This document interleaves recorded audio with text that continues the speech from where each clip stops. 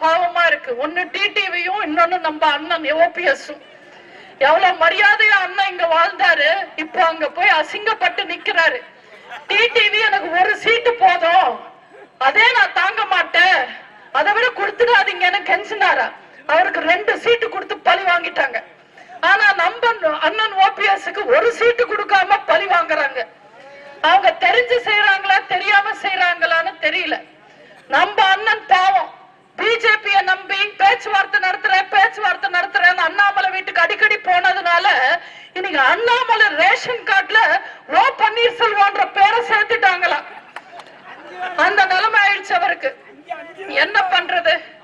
இவங்க எல்லாரும் கூட்டணியில சேர்ந்து இருக்கிறது சுயநலத்துக்காகவா, சொந்த லாபத்துக்காகவா, இல்ல மக்கள் நலனுக்காகவா, நாட்டு முன்னேற்றத்துக்காகவா? நீங்களே யோசிச்சு பாருங்க. அதிமுக ஆட்சி காலத்துல எவ்வளவு நிம்மதியா இருந்தோம். நம்ம 10 வருஷம் அதிமுக ஆட்சி காலத்துல எவ்வளவு நிம்மதியா இருந்தோம். நம்ம மக்களுக்கு பிடிச்ச கட்சியா பிடிச்ச ஆட்சியா இருந்தாங்க. இன்னைக்கு தமிழ்நாடு முழுக்க போய் நாங்க பிரச்சாரம் பண்றோம், மக்களை சந்திக்கிறோம்.